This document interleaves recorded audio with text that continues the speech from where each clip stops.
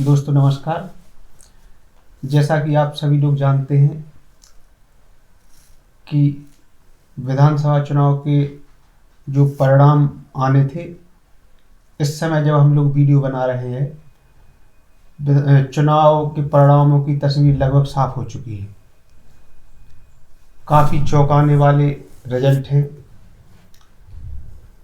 अब आने वाले भविष्य में, चूँकि 2024 में लोकसभा चुनाव भी आने वाला है, तो इन चुनाव परिणामों का क्या प्रभाव पड़ने वाला है, साथ ही वो कौन से कारण रहे कि ऐसे परिणाम आए, जबकि उम्मीद की जा रही थी कि मध्य प्रदेश में कांग्रेस सरकार बनाने जा रही है।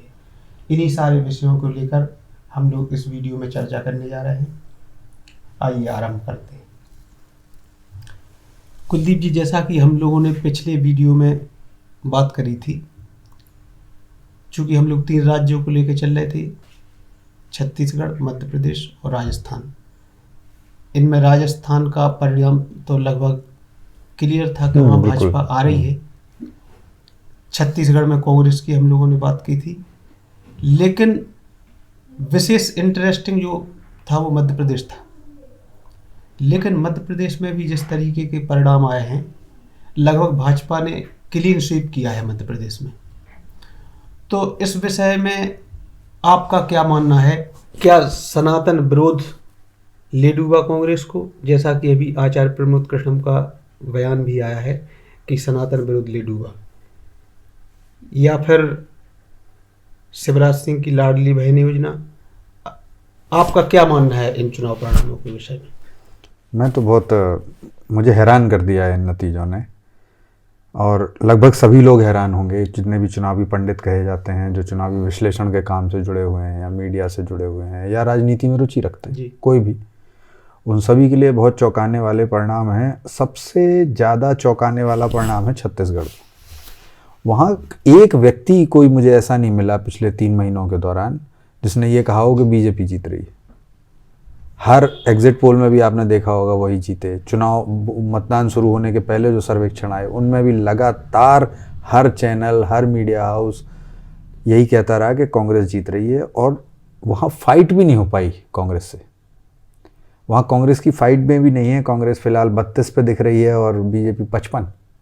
इसको तो फाइट भी नहीं कह सकते। हालांकि जब शुरुआत में आज सुबह मैं देख रहा था तो फाइट थी 45-44, 44-45 इस तरीके। हाँ, लेकिन वो भी 44-45 हो रहा था, मतलब कुछ ऐसा विशेष नहीं हो रहा था कि 50 निकल गए या 40 पे रह गए। और मध्य प्रदेश ने तो भाई हैरान कर दिया है। 4 बार सरकार बनाने के बाद, अच्छी तरीके से चलाने के बाद, 5वीं बार, 2003 से ये चल रहा है सिलसिला जी। पिछली बार भी जब ये 2018 में हारे तो वो कोई हार नहीं कही गई थी, क्योंकि 109 और 114 सीटें थी, और आज आप देख पा रहे हैं कि 162 सीटें। ये 2003 का प्रदर्शन दोहरा रही है बीजेपी। 2003 में मुझे जहाँ तक याद है 173 सीटें उमा भारती ने लाई थी और वो मुख्यमंत्री बनी थी। आज शिवराज ने इतने साल तक सरकार चलाने के बाद फिर वही प्रदर्शन दोहरा दिया। ये एक टर्मिनोलॉजी है एंटी इनकम्बेंसी, उसका तो कहीं कुछ दिखता ही नहीं है। ये क्या था? ये ना, मुझे ऐसा लगता है कि ना ये सरकार के खिलाफ गुस्सा था, ना ये सरकार के प्रति समर्थन है। दोनों ही चीज़ें नहीं हैं। इसके कारण ही कुछ और हैं।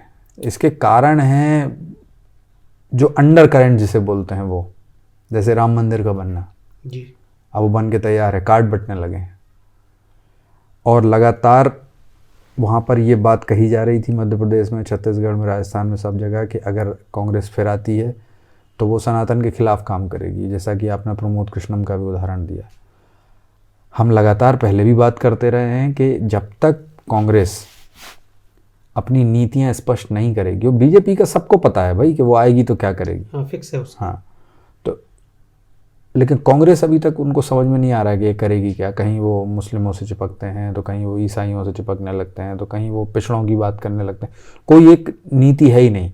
अब ये आप समझिए उन्होंने कितना बुरे तरीके से चुनाव से पहले विभाजन करने की कोशिश की कि नहीं, पिछड़ों के लिए अलग आप सिस्टम बनाइए। उधर बिहार में 75% तक आरक्षण बढ़ाया गया, पूरी कोशिशें की गई, लेकिन ये क्या है? ये जो नतीजे हम देख पा रहे हैं कि आप राजस्थान से भी गए, आप मध्य प्रदेश से भी गए, और आप छत्तीसगढ़ से भी चले गए, जबकि राजस्थान में भी पिछली बार 5 साल सरकार चलाने के बाद जब बीजेपी हारी थी तो वो भी कोई हार नहीं थी, क्योंकि कांग्रेस को बहुमत नहीं मिला था जी। कांग्रेस ने निर्दलीय बसपा के विधायक तोड़े, सब मिला जुला के, और 5 साल तक वहाँ राजनीति का नंगा नाच चलता रहा। बार बार सचिन पायलट वाला प्रकरण हुआ, फिर उसके बाद फिर हुआ तो होटलों में बंद करना विधायकों को, हजारों रुपए करोड़ों रुपए बहा देना। अब यहाँ तीनों राज्यों में स्पष्ट सरकार है। कांग्रेस के लिए तेलंगाना से बहुत बड़ी खुशखबरी है, लेकिन ये खुशखबरी इंडी के लिए उतनी ही बड़ी दुख की खबर भी है। बिल्कुल, उसी पे हम आने वाले, क्योंकि बीआरएस हार रही है, कांग्रेस अब वहाँ सत्ता में जाएगी, बीआरएस विरोध करेगी, और वो अब किसी भी सूरत में राष्ट्रीय स्तर पर समर्थन नहीं कर पाएगी, क्योंकि अब केसीआर मुख्यमंत्री नहीं रह गए। और हमने ये पहले भी अपने एक वीडियो में इस बारे में चर्चा की थी। और मध्य प्रदेश कमाल है भाई, मध्य प्रदेश ने तो ऐसा, मुझे लगता है कि अब एग्जिट पोल बंद कर देना चाहिए, कोई मतलब नहीं रह गया उनका। भाई एग्जिट पोल में आप इतना लंबा रखते हैं कि उन्होंने कहा 39 से 60 आएंगी, इसका कोई मतलब है? ये तो उनमें से तो और ये जो नतीजे हैं ये तो किसी एग्जिट पोल के नजदीक भी नहीं। हाँ, मैक्सिमम जो जिसने दिया था वो भी 150 था, उसको भी पार कर गए कि 150 सीटें हैं बस। वो भी सिर्फ किसी एक चैनल ने दिया था, शायद टुडेज चाणक्य। इसके अलावा सब वही दिखा रहे थे कि 115, 113, और इस तरीके से जो मजबूत सरकारें बनने जा रही हैं, सबको बधाई है। तेलंगाना में भी कांग्रेस के लिए तो खुशखबरी है, लेकिन भाजपा ने भी अच्छा प्रदर्शन किया। हाँ, तेलंगाना में पहले 1 सीट थी भाजपा की, अब शायद 7 या 8 सीटों पर अभी फिलहाल आगे चल रहे हैं। और मुझे लगता है कि ये अब जो समय अभी हो चुका है, लगभग हम 2:45 बजे वीडियो बना रहे हैं, तो अब ये फाइनली आंकड़े हैं। हर राज्य में ऐसे ही है, वहाँ कोई बहुत एक आध सीट अगर इधर उधर हो जाए किसी की तो वो हो जाए, वरना जितनी देर से काउंटिंग चल रही है अब कुछ खास परिवर्तन नहीं होने वाला है इसमें। अच्छा, इनके मूल में जैसा कि आपने कहा इसके पीछे कोई और ही अंडर करंट है, कोई विशेष कारण है, तो उस कारण में आप किन कारणों को मानते हैं? जैसे चुनाव के दौरान कांग्रेस के शीर्ष नेतृत्व द्वारा जो बदतमीजियाँ की गई, जैसे वर्ल्ड कप में पनौती शब्द का उपयोग, या तमाम मतलब टारगेटेड बदतमीजियाँ जो की गई, व्यक्तिगत हमले जो किए। हाँ, क्या इस देश की जनता का मिजाज बदलने लगा है, वो समझने लगी इन सब चीज़ों को? ये बहुत अच्छा सवाल पूछा है आपने। मुझे लगता है कि ना ये किसी शिवराज की जीत है, ना ये किसी रमन सिंह की जीत है, ना ये भाजपा की जीत है, ये सिर्फ और सिर्फ मोदी की जीत है। जनता में इतना प्रेम और विश्वास उस आदमी के ऊपर हो चुका है जनता को कि वो उसे हारते हुए नहीं देखना चाह रहे हैं। वरना मध्य प्रदेश में लगभग जितने भी लोगों से हमने बात की, सैकड़ों लोगों से हमारी चर्चाएं होती हैं, हम तो यहाँ बसे हुए हैं, हमें एक आदमी ऐसा नहीं मिला था जिसने ये कहा हो कि नहीं इस बार परिवर्तन नहीं होगा और इतनी बड़ी जीत होगी जी। सब यही कह रहे थे कि फाइट है और कांग्रेस जीतेगी, उस फाइट में भी कांग्रेस जीत जाएगी, भले ही वो कम मार्जिन से जीते, लेकिन वो तो ये तो टक्कर भी नहीं हो पा रही है। आप कई बार ऐसा हो चुका है, अभी एक मैं बड़ा इंटरेस्टिंग ग्राफिक देख रहा था, उसमें हर चुनाव के पहले का था 2013, 2018, 2023 जो अब चल रहा है, तो हर बार मतलब एक वो ऐसा था कि राहुल गांधी कुछ ऐसा कहते हैं मोदी को लेके और उसके बदले में उनको फिर नुकसान होता है, फिर वो अगले चुनाव में फिर कुछ ऐसा कह देते हैं कि जिसका मोदी लाभ उठा ले जाते हैं और ये फिर गर्त में चले जाते हैं। इस बार फिर उन्होंने उनको पनौती कह दिया। आप जितना उस पर व्यक्तिगत आक्षेप करेंगे, क्योंकि आप उसको कहीं भी किसी भ्रष्टाचार में, किसी गलत काम में अभी तक फंसा नहीं पाए। 9.5 साल का उनका कार्यकाल हो चुका है, बेदाग छवि रही है, पूरी दुनिया में वो अच्छा काम कर रहे हैं और उसके नतीजे हमें आर्थिक मोर्चे से लेके, सामाजिक मोर्चे से लेके, योजनाओं, सड़क, हर जगह दिखाई देते हैं। फिलहाल मोदी की कोई तोड़ नहीं है और आप अगर उस व्यक्ति पर व्यक्तिगत हमला करेंगे तो उसका नुकसान आपको ऐसे ही झेलना पड़ेगा। ये मैं बता नहीं रहा हूँ आपको, मैं नहीं मानता हूँ कि ये लाडली बहन योजना की जीत है, मैं नहीं मानता हूँ कि ये शिवराज की, कुछ है ही नहीं, ऐसा कुछ विशेष नहीं हुआ था मध्य प्रदेश में जो इन्हें 162 सीटें मिल जाती। इतना कोई एक्स्ट्रा ऑर्डिनरी काम नहीं हो रहा था, संगठन में गुटबाजी थी, सिंधिया और अलग उनका गुट बन के चल रहा था, लेकिन क्या ये कहीं भी कोई असर पड़ता दिख रहा है? और आप देखिए, हमने जो पहले भी अपने वीडियोस में चर्चा की थी कि सपा को अपने साथ ना लेना इनकी महान भूल थी और ये वो महान भूल ही बन के सामने आई है।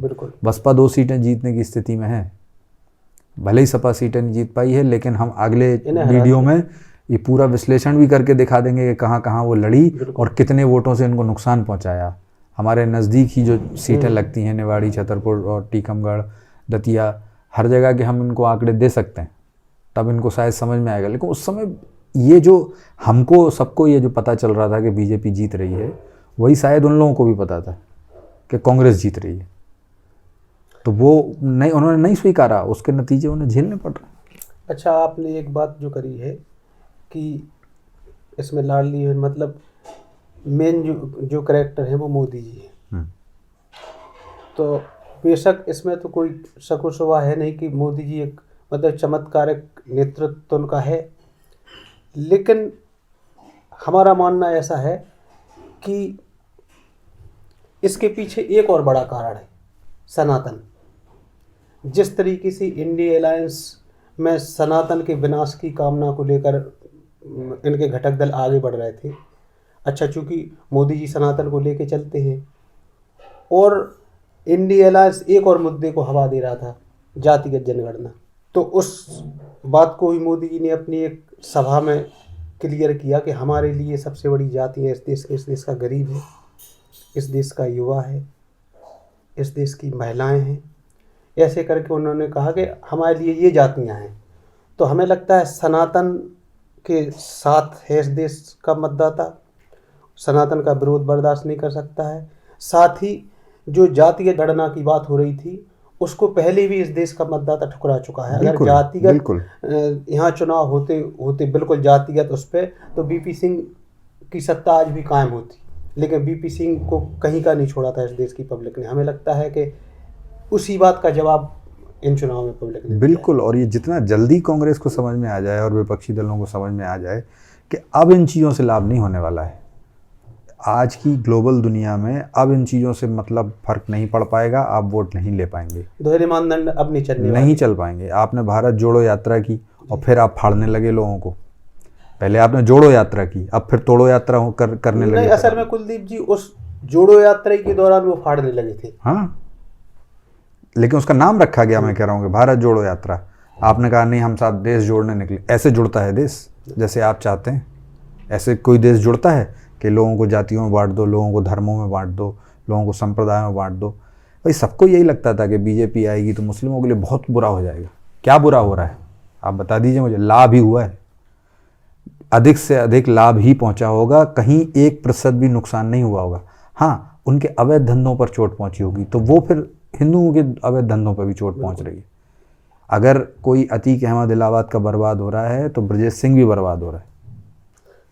भाई वो उस नीति पर सही चल रहा है अपने के, तुष्टिकरण किसी का नहीं। सरकारी योजना का लाभ सबको, लेकिन तुष्टिकरण किसी का नहीं। उसमें बुराई क्या है? आपको दिख रहा है कि सबका साथ सबका विकास आपके सामने। आपको लगता है कि कांग्रेस क्या आत्ममंथन करेगी?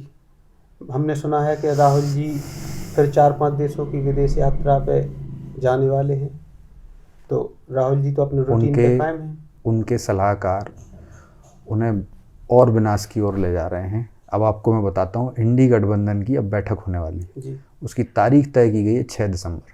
क्या हुआ था 6 दिसंबर को? बाबरी मस्जिद वाला।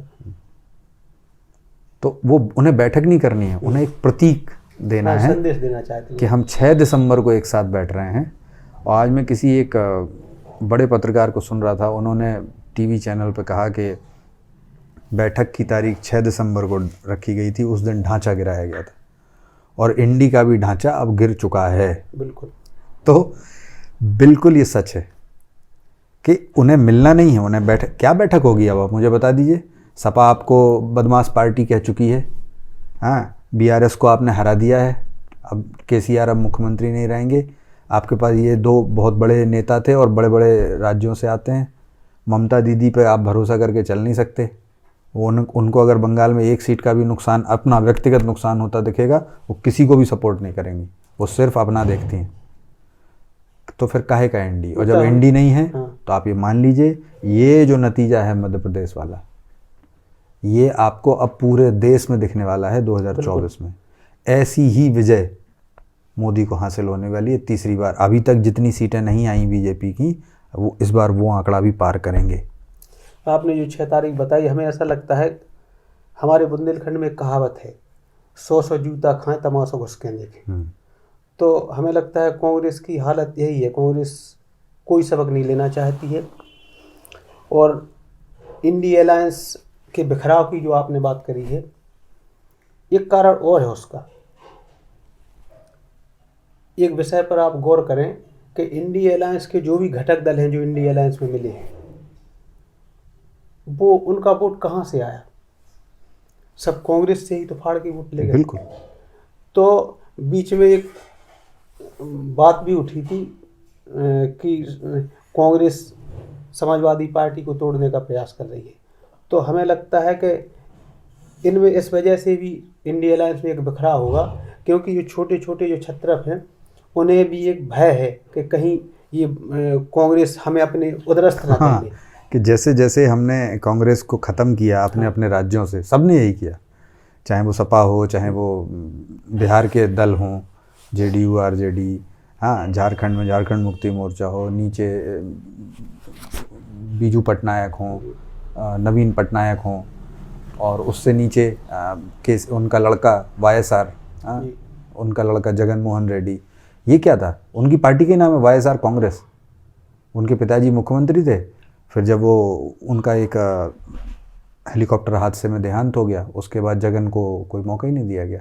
जगन उठे और अपनी पार्टी बना ली वाईएसआर कांग्रेस। ममता बनर्जी भी तो नहीं। और आज आपको पता है कि हर बड़े जब भी बीजेपी फंसती है, जब भी मतलब केंद्र सरकार फंसती है किसी विधेयक को लेके, तो केसीआर उनके साथ खड़े रहते हैं। वो कांग्रेस के साथ नहीं जाना चाहते, वो इनके साथ ही। अभी भी इंडी में नहीं है वो, और ना ही उड़ीसा के नवीन पटनायक इंडी में। और ऐसा इंडी कोई बन नहीं सकता जिसमें नवीन पटनायक जैसा बुद्धिजीवी मुख्यमंत्री ना हो। वरना ऐसे किसी विरोधी अलायंस का, विरोधी गठबंधन का कोई मतलब नहीं है जिसमें नवीन पटनायक और जगन मोहन रेड्डी जैसे लोग ना हो। तो मुझे उसका कोई भविष्य नहीं नज़र आता। और अब आप आज के नतीजों से बिल्कुल तय हो चुका है कि केंद्र की लड़ाई भी एक तरफा होने वाली है। बिल्कुल, कहीं कोई चुनौती नहीं है। अच्छी बात है कि 6 को मिलें, चाहे वो 16 को मिलें, कोई फ़र्क नहीं पड़ता है। हाँ, वो मिलें ज़रूर, मिलते रहें एक दूसरे से, मेरी तो उनको यही सलाह है। और थोड़ा सा ये भारत जोड़ो की नौटंकी बंद करके वो असल दुनिया में जाएं। हाँ। अब उनका संगठन जहाँ जहाँ था जो टूट गया, उन नेताओं से ही मिल रहे हैं कम से कम कि भाई आपने हमें जो छोड़ दिया, आपने क्यों छोड़ दिया। व्यक्तियों के सामने बहुत बड़ी समस्या होती है।